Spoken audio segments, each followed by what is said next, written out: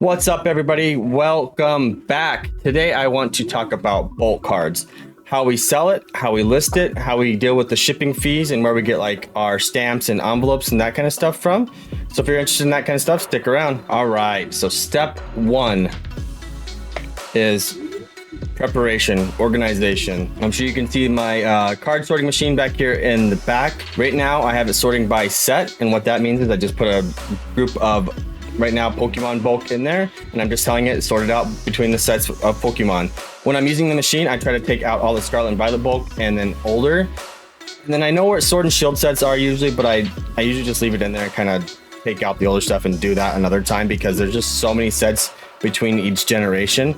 Right now the machine is sorting out between Sword and Shield and older. And what that's going to do is just make it so I can label each set and I put it into a 5K box.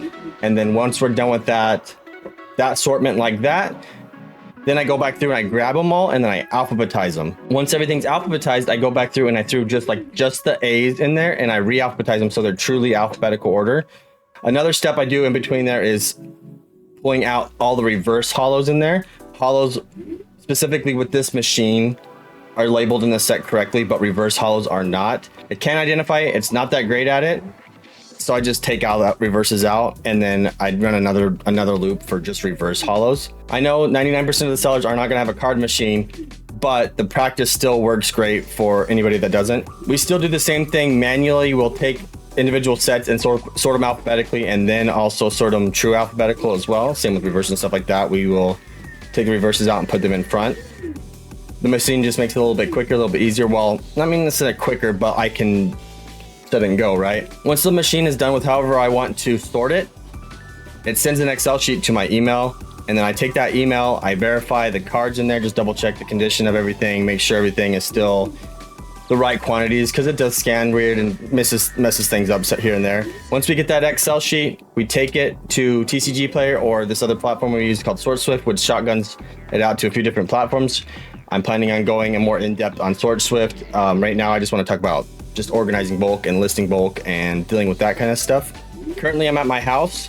I have the machine here, so I just keep the bulk organizing constantly all night, all day. Once we get to the point where I'm happy with how it's all organized, then I upload everything to TCG Player or SwordSwift or whichever platform we're listing it on. And I'll take all the bulk and then I'll take it back to the shop. That way my employees can pull it, I can pull it, whoever's there trying to do it. As far as envelopes and stamps, the best place I found is honestly just eBay. We bulk buy the envelopes. I don't know the exact number off the top of my head anymore, but I'll put the number right here.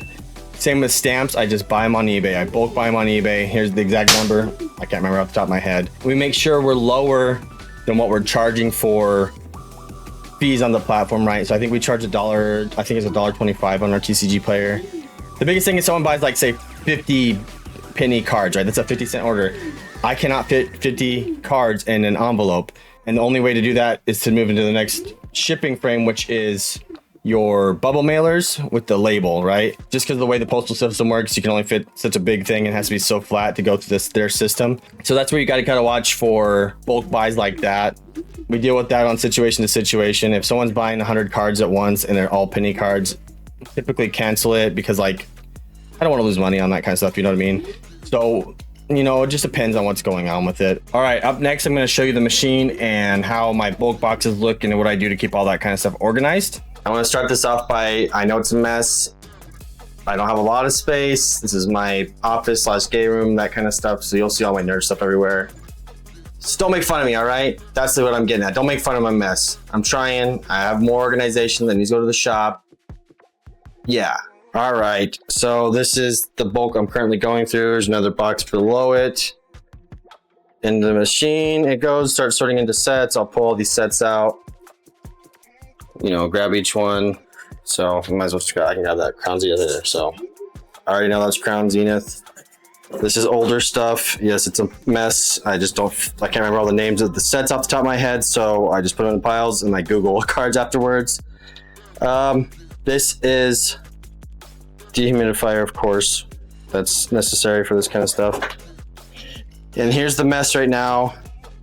As you can see, this is all these are just Scarlet and Violet right now. It sells more often because of playability and stuff like that. But these are tabs I've been 3D printing. put the name, put the set abbreviation on their side, and then the ABCs. Just makes it a lot nicer, organized to me. And they're just, there's nothing special. They're pretty cool, but I made it myself. It's not like a crazy design by any means, but 10-piece thing, ABCs. Kept them organized. I just constantly printing that. That's what my final looks like. And then once I get to the next step, I will grab this whole bulk, right, and either manually list or put in the machine and put them all into A's, take out the reverses, and go from there. But yes, I grabbed my Crown Zenith bulk, and then I'm coming out here is where I'm kind of been organizing right now. Yes, it's a mess. I need to open up more 5K boxes to get these sorted out more, but Crown Zenith right there. Right there. Just going right there for now until I go and open up more boxes. But yes, bulk everywhere. Bulk everywhere. Bulk everywhere. This is all just Pokemon. This is all stuff we had at the shop already. We wiped our inventory because some stuff got messed up. So that's just going to get merged together once I get through the rest of it. Same with all this pile right here is all stuff I took from the shop that was already all listed at one point. Alphabetized, all that kind of stuff. So yeah, I get to do it again. 3D printers, puppy dogs. Yeah, that's the setup right now. And I'll go through an Excel sheet and we can show you how I upload that kind of stuff. Okay, so here is the TCG screen. You log in and go into your seller profile. All right, you just go up into pricing. Of course, I just don't show the other settings, so I don't want to reveal any personal information. But specifically, since I have those Excel sheets, all I do is I add import to staged, and we can choose a file. And then this is the one that most recently. Continue. And it double checks all the headers. Everything's looking good. All right, and we'll just view our stage inventory. And you saw that message where it just said there was nothing, there was some missing. Just means some of the cards weren't correctly identified. And usually I'll go through and I'll find which ones are correct. But yeah, all those cards that I went through, and here they all are. I mark everything as light plate unless obviously conditions worse, even if they're near mint, even if they're not. But like the Abra base set 2, Arcanine, Next Destinies, goes through and identifies every single one of these cards. So now I have all these ready to list and upload. This is just TCG players specifically. Yeah. Whenever I'm ready for that to upload, we go through here and just hit move to live. I'm not gonna do all that because I'm not ready to list all this. I didn't double check all the cards, I didn't double check conditions or anything like that.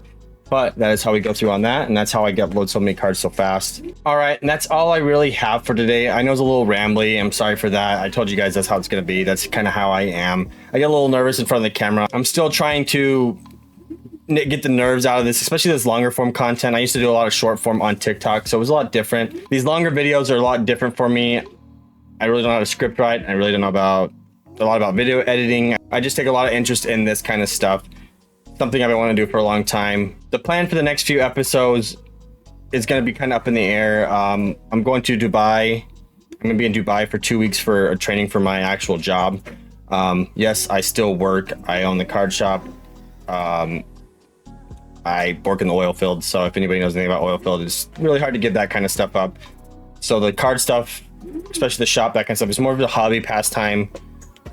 I love it, everything about it. I love owning a business. I love everything to do with it. I love talking about all this kind of stuff. So if you have any ideas you'd love to hear or talk about, we can go more depth with other things. I'll try to not ramble as much. Thank you guys so much for your time. I appreciate it, and I'll talk to you guys later.